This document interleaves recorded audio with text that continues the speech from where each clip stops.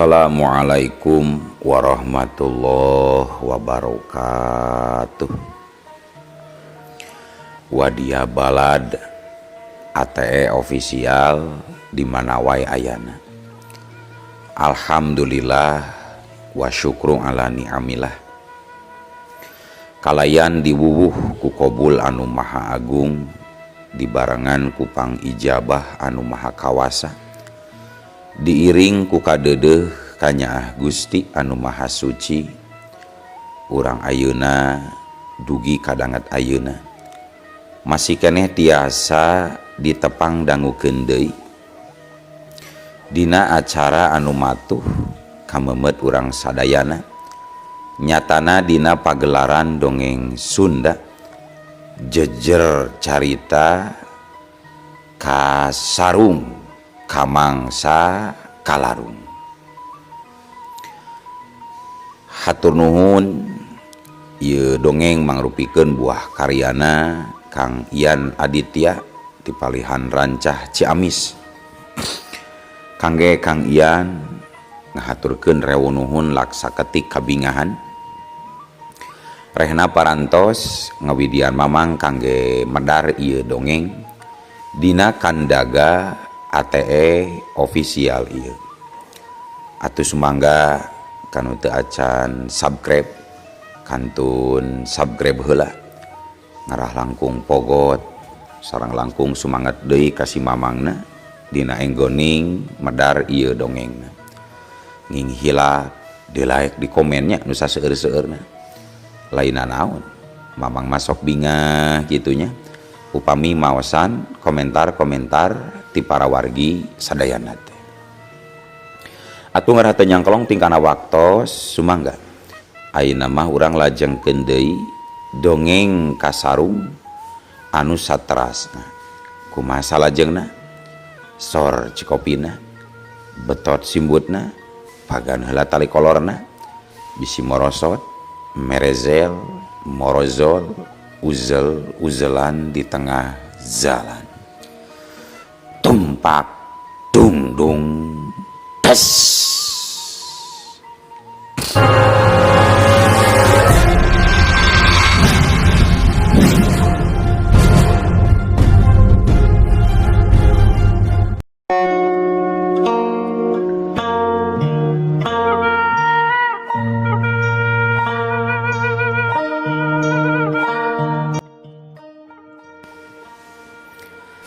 Para wargi sadayana,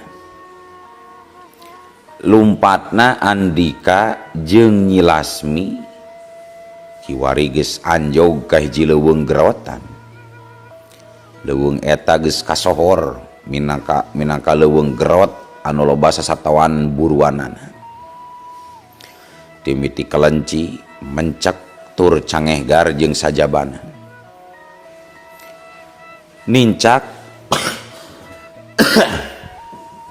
Nincak tengah poe Andika jeung Nyi Lasmi geus anjog ka hiji talaga anu caina herang ngagenyas semu biru. Didinya duanana ngareureuhkeun kacape handapeun tangkal gede sisi talaga bari ngararasakeun nikmat hawa tiis. Dua pasang eta nonoman arantang neuteup kana herangna cai talaga bari sempal guyon gogonjakan. Teu lila sabot keur anteng kitu kalawan ngadadak maranehna nenjo dua kalangkang hideung ngalayang di luhureun talaga. Sial, dua prajurit sabamayang geus nepi ka dieu nyi, cek Andika bari rikat nangtung dituturkeun ku Nyi Lasmi. Dina pada eta sagelombang angin serangan jarak jauh ngahiuk narajang ka Andika jeung Nyi Lasmi. Wuut. Kalayan gancang Andika gentak luncat ka kenca, sedangkeun Nyi Lasmi ngalayang ka katuhu. Bruah. Serangan maut eta ukur ngahanca cai talaga nepi ka mancawura ka luhur. Ilaing duaan durjana laknat rasakeun pangwalas ti kaulas ya. Hiat. Cek Andika bari ngacorelat, sedangkan dengan katuhuna didorongkeun ka hareup. Blas! Saranggem kakuatan tenaga lapisan rongkah narajang tanpa bisa disingkahan ku eta prajurit. Buk cemron kalayang gujubar. Dua prajurit sabamayang ragrag ke tengah talaga. Tapi hebatna dua orang prajurit eta teu nepi ka ti karalap, malah tekung silila dua nana geus pating belesat deui tina jero cai bari mesat pakarangna masing-masing. Wudut kurilap. Dua panarajang pating gurilap, pedangna ngakurilap katojo ku sinar srangenge. Sabetan jurus-jurusna kacida ngabahayakeun kana jiwa lawan. Hiuk terang. Andika sabaraha kali nakis pedang musuh ku pedang naga hejo, bari bebalicetan di tengah kepungan dua musuhna. Nenjo kayaan kitu Nyi Lasmi kacida hariwangna, sabab dirina ngarti kumaha jahatna lamun seug eta pedang musuh nepi ka bisa ngahanca Andika. Dirina geus bisa ngarasakeun hebatna racun eta pedang musuh. Maka dina waktu eta manehna ngolebat ke tengah pakalangan demi mere bantuan ke Andika. Bet wus.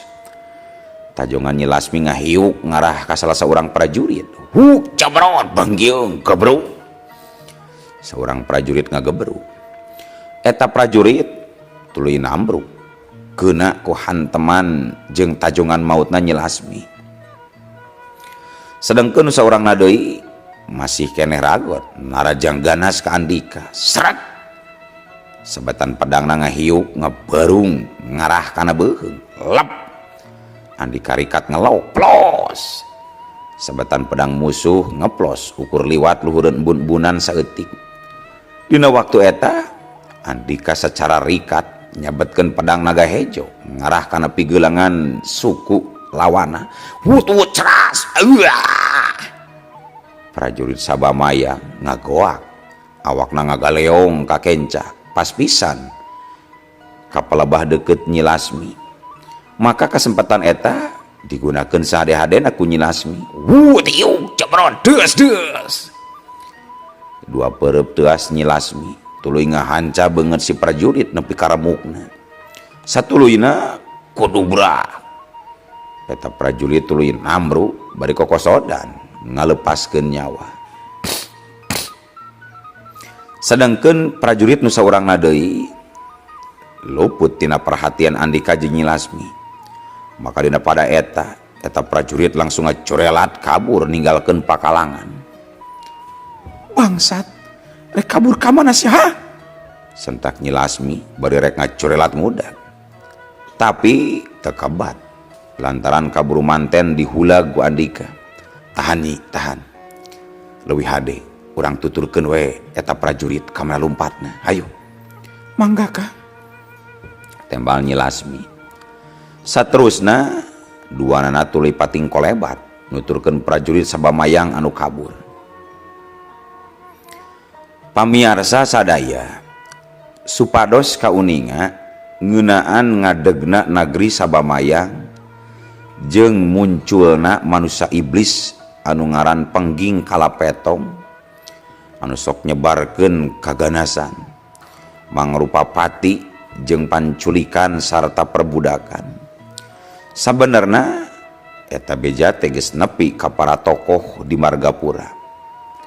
Malahan mah parah tokoh di nagri Margapura di denagat harita geus siap nyusun rancang pikeun numpes Prabu Pengging Kalapetong. Tapi samemeh inohong-inohong di Margapura ngalengkah leuwih jauh. Maranehna ngadenge yen aya kelompok di beh kidul anu rek ngayakeun panyarbuan ka nagri Sabamayang. Nyata kelompok inohong jawara ti golongan bodas. Dihandapeun pimpinan kubu Sangkan jeung Grinda Seba.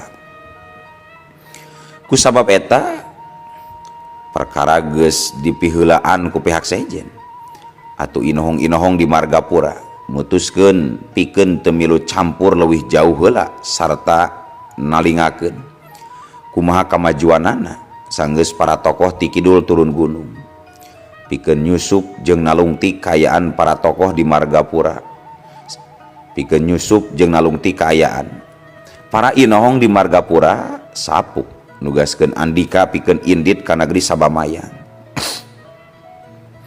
Sakumaha nu kajadian tetela para inohong ti kidul ngalaman kagagalan sameme panyerbuan ka negeri Sabamayang dilaksanakeun, malah ku wesangkan nemasing pati Grinda Seba jeung Rengganis katewak hirup-hirup. Gandarisa oge tungtungna palastra. Nyang hareupan kaayaan nu kacida gawatna kitu, Andika teu balik deui ka Resi Wirakrama pikeun mere laporan. Tapi nyen kaputusan pikeun teruskeun lalampahanana jeung Nyi Lasmi nyusup asup ka negeri Sabamayang. Kacaturkeun kaayaan di karaton negeri Sabamayang. Prabu Pengging Kalapetong kacida ambekna nalika salah saurang prajurit andalanana ngadeuheus dina kaayaan tatu anu parna. Begetna beureum lir beusi atah beuleum. Kumis baplangna usik-usikan, panonna molotot sigarek bijil. Awakna ngadeg-deg pinuh ku amarah. Saterusna hauk Pengging Kalapetong ngahauk nyentak. Dasar prajurit bodoh. Bila kadar genewak mangkluk dua nepi ka teu mampuhna. Piraku aing kudu ngerakeun sakabeh pasukan mah. Di mana ayeuna si Andika eta aya na? Ampun Gusti Prabu. Si Andika sareng kakasihna masih kene aya dina lalampahan nuju ka dieu Gusti Prabu. Bangsat. Kurang ajar. Geura siapkeun kareta kuda. Kula rek nyang hareupan anakku sorangan. Bawa putri Cupu Manik sekalian. Kitu parentahna Prabu Pengging Kalapetong. Dina hatena ngagedur ku seuneu dendam. Komo nalika dari dirina ingat kapatihna. Nyaeta Waro Kalapengging anu palastra waktu tarung di lautan jeung Andika.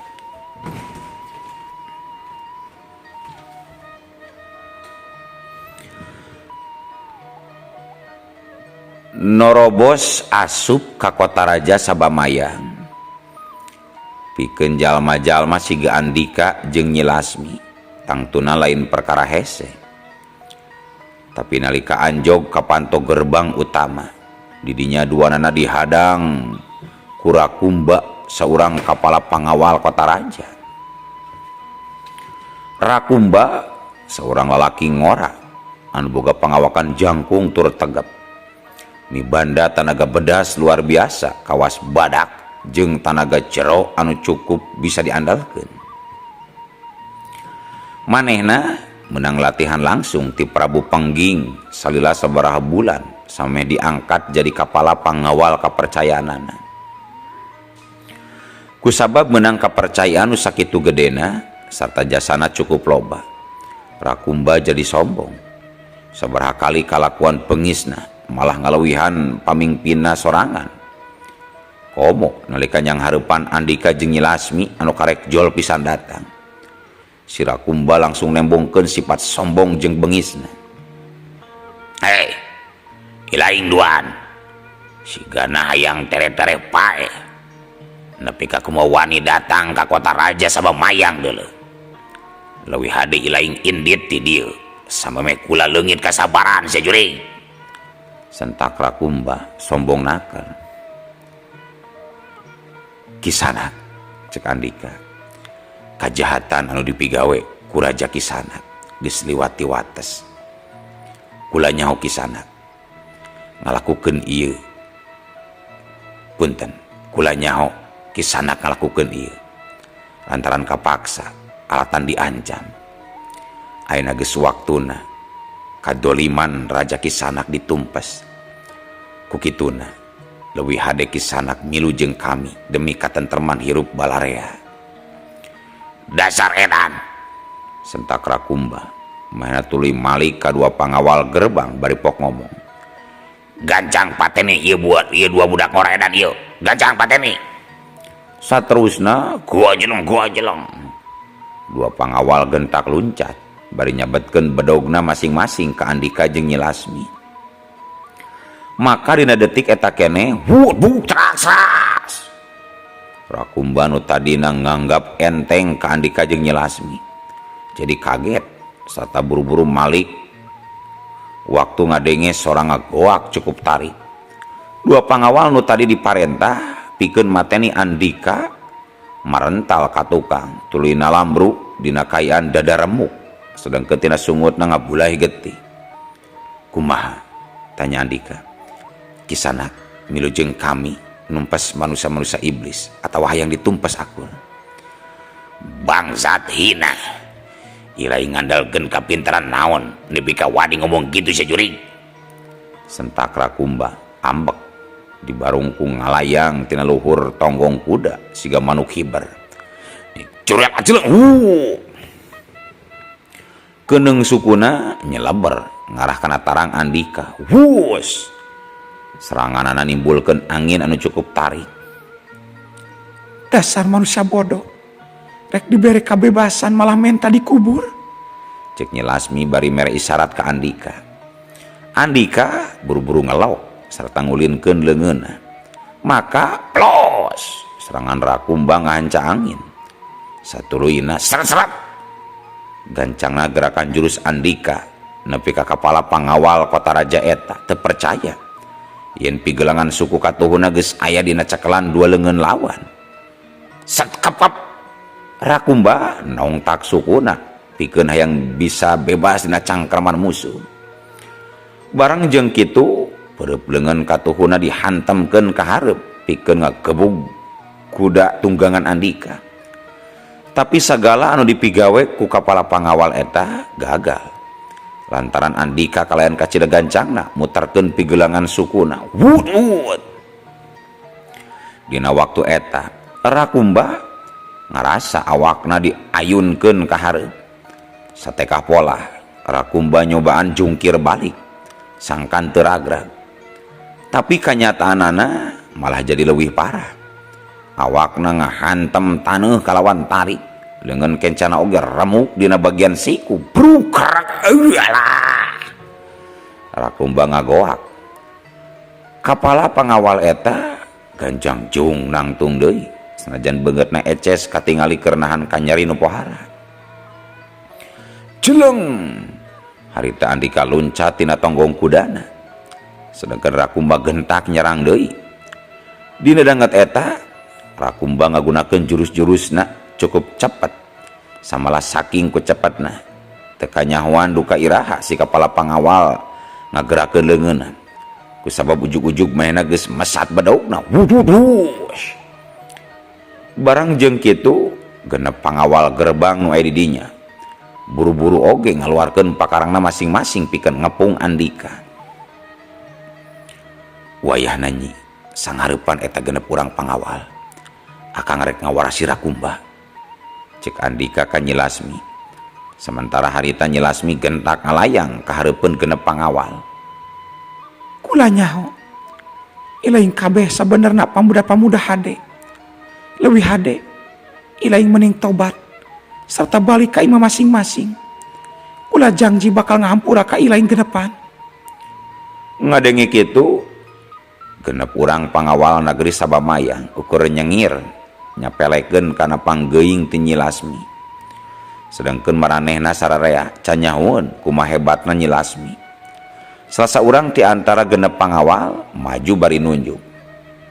Nyai, anjeun menang pidato panjang pondok tapi hanjakal ku kami moal didenge deuleu. Bisi nyai hayang nyaho keur singsa wae anu geus nyieun kaributan di kota raja. Hartina manehna kudu nyerahkeun jajantungna deuleu.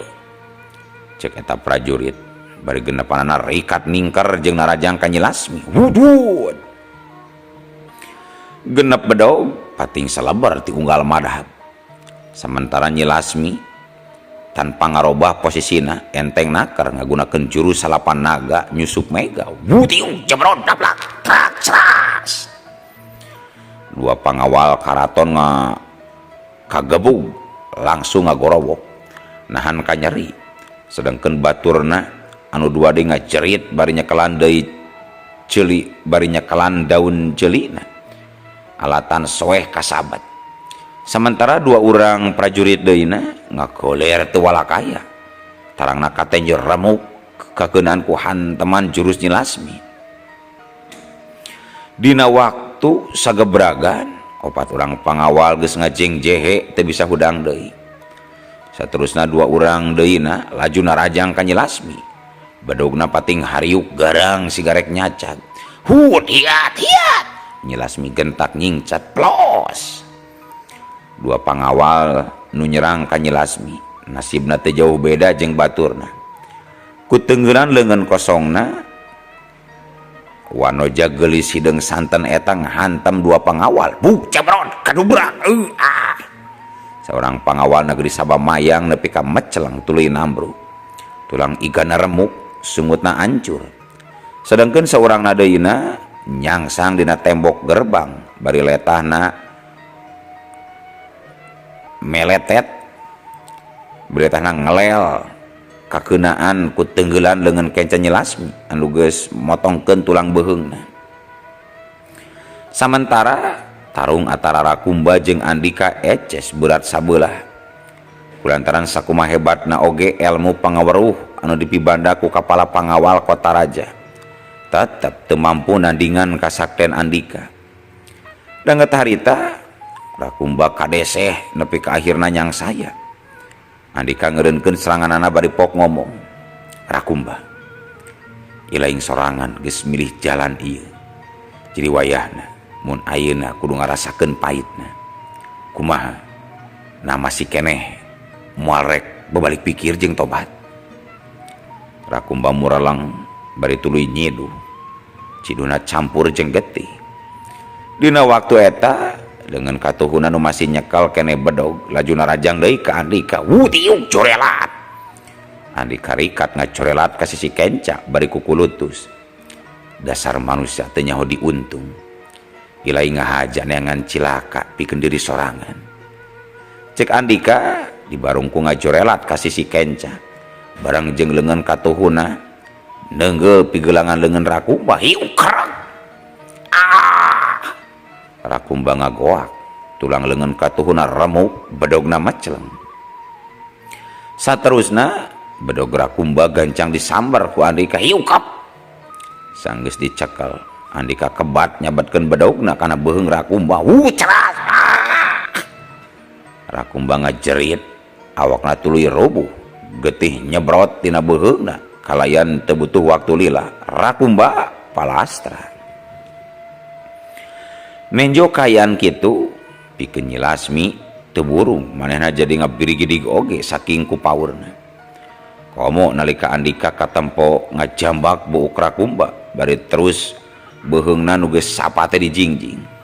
Nyai, hayu mirujeng akang supaya sakabeh pangeusih kota raja ieu nyaho yen si Rakumba geus tiwas. Sakalian urang papag si Prabu Pengging kalapetong. Cek Andika bari loncat kana luhureun tonggong kudana. Satuluyna kalawan teu loba tumanya deui, Nyi Lasmi nurut maena oge loncat ka satukangeun Andika naik kana tonggong kuda. Teu lila beretek kuda teh laju lumpat nuju ka alun-alun kota raja negeri Sabamayang. Kota raja langsung geger waktu Andika norobos asup ka alun-alun. Komo sanggeus nenjo hulu Rakumba di teng-teng ku Andika mah. Puluhan pangawal buru-buru ningker, tapi teh seorang oge nu kumaha wani nyieun tindakan. Harita Andika ngangkat leungeun kencana luhur-luhur, bari jengerahkeun tanaga jerona pok nyarita. Gersing saha wae nu aya di dieu, supaya ilaing sakabeh pada nyaho. Kula datang ka dieu pikeun ngabebaskeun putri Raja Margapura nyatana Enden Cupu Manik. Kula miharep aranjeun sakabeh teu jadi manusia bodoh kawas kapala pangawal ieu. Ku ayana hal ieu leuwih hade aranjeun sakabeh mundur sampai pasukan prajurit Margapura ngamuk. kitu cek Andika ngahaja ngagertak supaya para pengawal Raja Pengging mikir 2 kali sampai ngalakukan tindakan. Menang sawatara waktu kayaan jadi jempling. Teh saurang oge nu kumawani nyempad.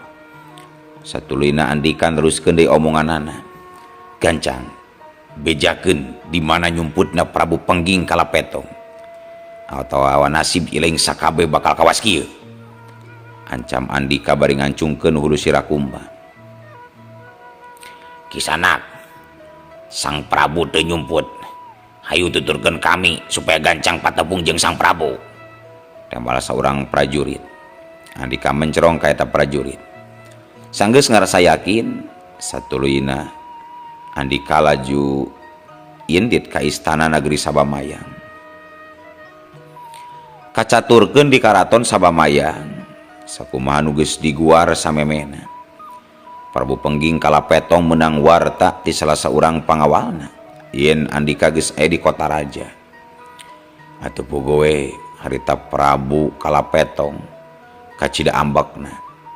Maka dumasar kana hal eta Prabu Pengging Kalapetong tuluy nyiapkeun diri pikeun ngajaga sagala kemungkinan anu teu dipiharep. Kaasup ngamankeun Nyi Putri Cupu Manik dina jero kareta kuda.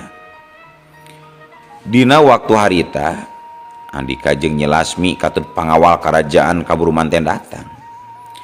Kanyataan eta tangtuna beuki nambahan rasa ngagedurna amarah Kalapetong. Beungeutna beureum siga ruhak, panonna molotot siga nu rek bijil. Dina leungeunna geus siap nyekel pedang pusakana. Samentara 15 urang pangawal satiana nangtung ngurilingan Prabu Pengging Kalapetong. Sang Prabu muter-muter kumis gedena, mencerong aneh ka Nyi Lasmi, tuluy museurkeun perhatian ka Andika. Oh, jadi ieu mangklukna anu geus kumawani asup ka kota raja. Geus ngabinasa para pangawal jeung neugteg hulu Sirakumba. Pangawal, Gancang tewak wanoja nu eta hijikeun jeung si Cupu Manik. Keun pamuda ieu bagian kula sorang anu bakal ngabasmina. Gancang. Sanggeus ngomong kitu kalawan teu tatapasini deui. Sabrut. Prabu Pengging Kalapetong nyebrut majuna raja ngagunakeun pedangna. Wush.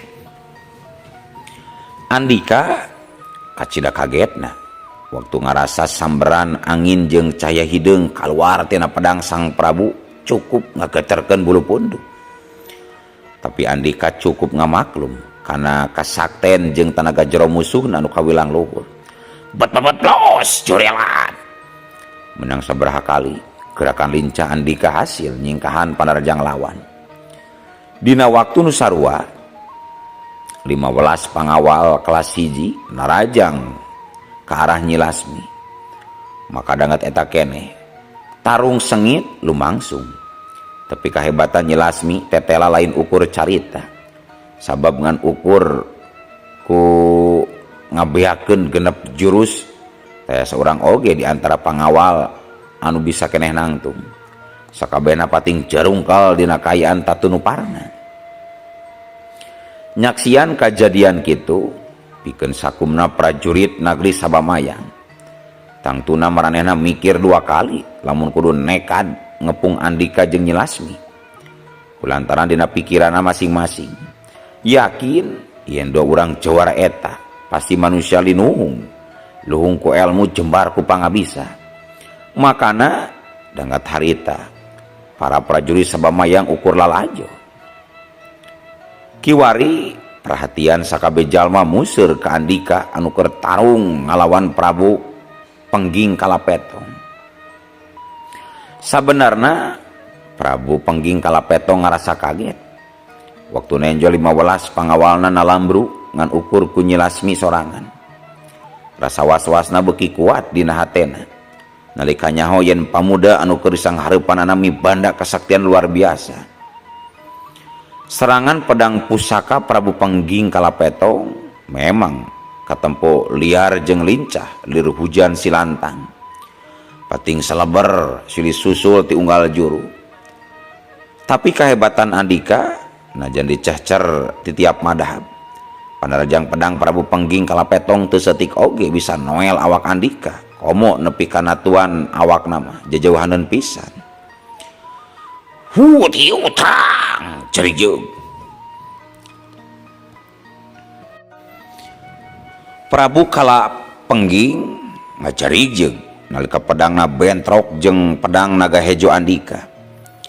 Awakna semu miring tapi teu nepi ka rubuh kusabab maena gentak narajang deui. Wus. Sodokan pedang pusakana ganas nakar ngarah kana beuheung Andika. Tapi Hiu leplos. Andika rikat ngelok. Bari nyabetkeun di pedang naga hejo ngalabeuteuh ngelawan. Hiu terang. Dua pedang bentrok deui nepi ka duanana kaseret mundur ku tanagana masing-masing. Jeleng. Prabu Pengging kalapetong tuluy ngagajeleng barang jeung ngaluarkeun jurus-jurus pedang iblisna. Wuduh. Caya hideung angker pating kolebat narajang ka Andika dibarung ku sabetan-sabetan pedang mautna. Sadar kana kaayaan yen Prabu Pengging kalapetong memang teu gampang kitu we ditaklukkeunana. Maka dangat harita Andika mutuskeun pikeun ngaluarkeun pusaka pamungkasna nyaeta keris inten warisan Tiki Pandita.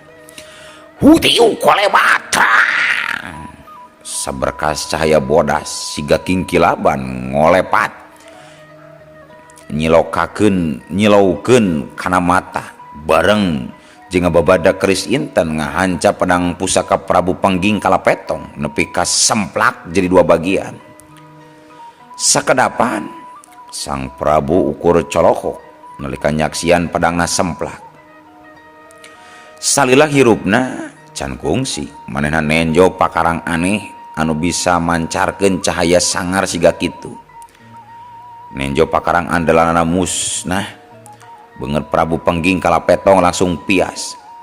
Maena gentak mundur ngajauhan Andika. Nganahan jakal Prabu Pengging mundurna salah. Sabab tukangeunana nyampak Nyi Lasmi. Maka teu antap parah deui Hiu cemerontak.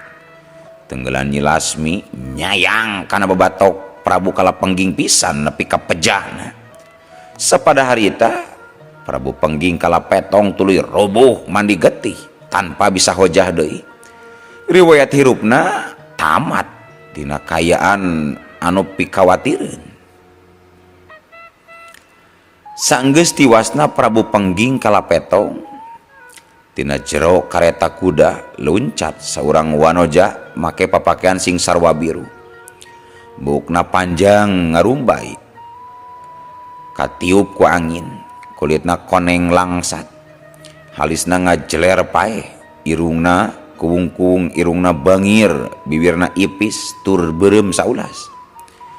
Panon sipitna neuteub Andika teu ngicep-ngicep. Baju ipisna ngelebet niupkeun ngadalingdingna seungit malati. Dangat harita Andika nangtung siga patung. Sakujur badana lir ibarat batu kaku. Sedangkeun siki panona ngagambarkeun sagala hal kajadian aneh tur aheng. Salela dirina kalangsu kasarung sangsara kadungsang-dungsang di nagri 1200 tahun kalarung. Sagalana lir ibarat ngimpi goreng nu kasida panjangna sarta taya saurang oge nu bisa ngajelaskeunana.